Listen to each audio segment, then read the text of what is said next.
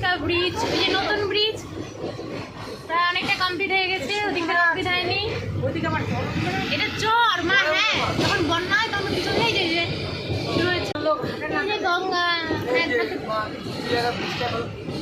ওই জায়গাগুলো কমপ্লিট হয়নি।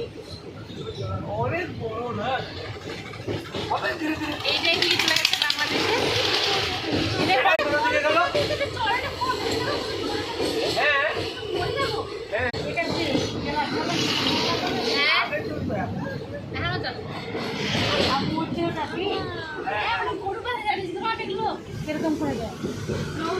নৌকা যায়, স্টিমার, আমরাই তো নৌকা করে গেছিলাম ওখানে হরিণ দেখতে।